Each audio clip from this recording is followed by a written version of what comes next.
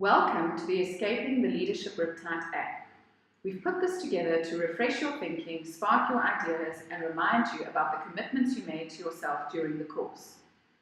Before we revisit the map, let's do a quick recap on why there's such a need to escape the leadership riptide.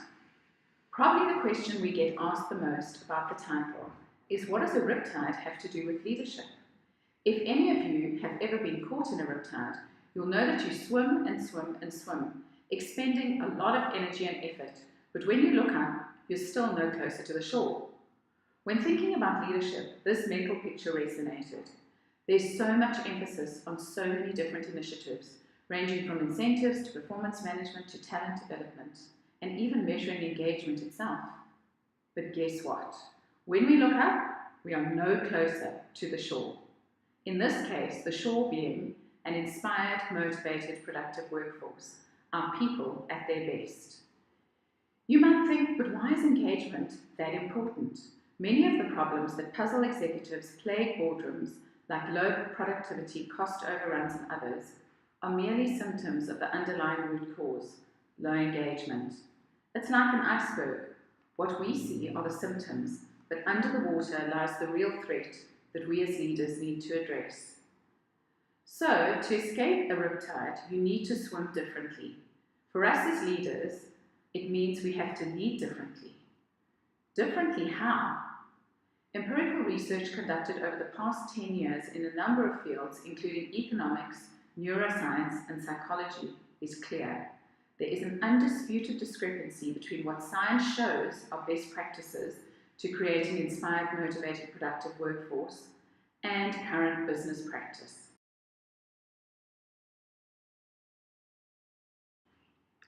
So now, let's look at the map. This is a picture of the book. It shows the journey that leaders need to take to get match fit and create an environment that gets the best out of the people they lead. We see a soccer stadium as the backdrop of our picture. The field represents the setting in which leadership is practiced. This is where all of us as leaders play the game. But to play any game well, we need to be fit and we need to have worked on certain skills. In the foreground are a series of locker rooms, each labelled with a key characteristic of FutureCo, the environment that leaders need to create. In the upper left-hand corner segment of the map, we see that a barren environment represents the status and origins of the current leadership paradigm, such as manufacturing, military, and industrial paradigms. The words above the clouds on the horizon say, "Leadership is," to show a history of exploration, theorizing, and vain attempts at leadership. Have a look at the speech bubble above the horizon. If we always do what we've always done, we'll always get what we've always got. This speaks of the need for a fresh approach, a different paradigm about leadership. Now look at the route to the stadium and note the words along the journey and in the parking area. From, to, new route, and in the parking lot, fears, hopes, dreams. What if? Yes, but it's too late. I've tried everything. Can I change? Imagine. These words show the stress and angst around our efforts to lead well. They articulate the frustration, discouragement, and self-doubt which regularly characterize the inner world of a leader. From this parking area, we have access down the stairs into the locker rooms of the Leadership Fitness Center. Our first locker room is play. The gauge at the back of the locker room indicates less work, more play. What does the word work bring to mind for you? What do you think it represents for your team? And what comes to mind when you think of play?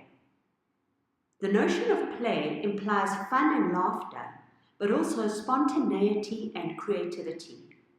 An atmosphere of play melts away stress and insecurity and births possibility thinking, solutions, and optimism.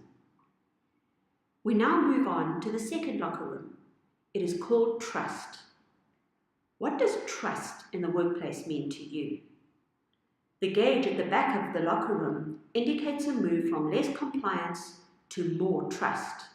This does not mean compliance is not important. Trust makes companies more profitable. Why do you think that is?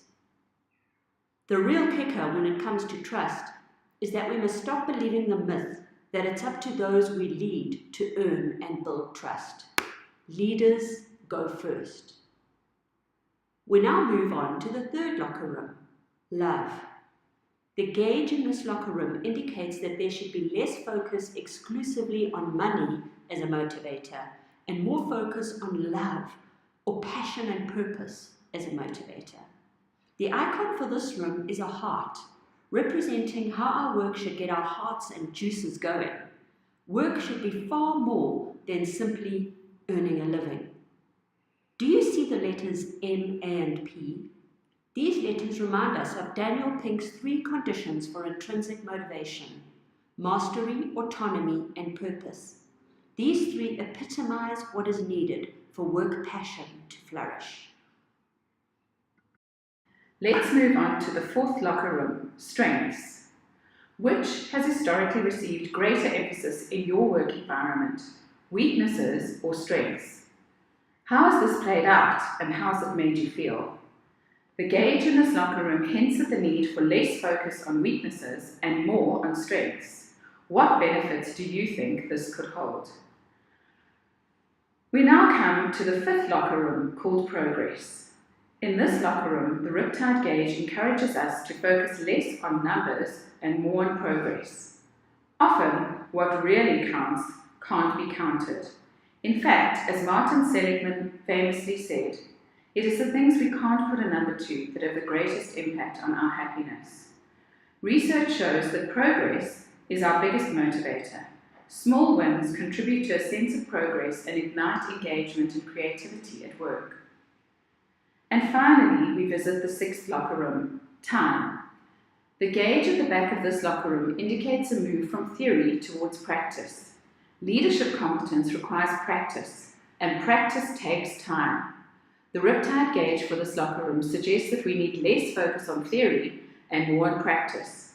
One wall of this locker room shows my leadership game plan, a useful template for you to capture the tools you'd like to use in practicing your leadership. From the locker rooms, we move on to the field of influence. We see various words and statements written on the field: know yourself, know your audience, and story. These words refer to habits that all of us as leaders need to practice daily. Habits which will enable us to play at our best as leaders. You will notice that on the side of the field, we see a scoreboard rather than a scoreboard to track our progress. S, O, A, and R stand for strengths, opportunities, aspirations, and resources. The pavilion has a sign saying, "Congratulations, a leader who," encouraging all of us to fill in the blanks, to decide upfront what kind of leader we aspire to be.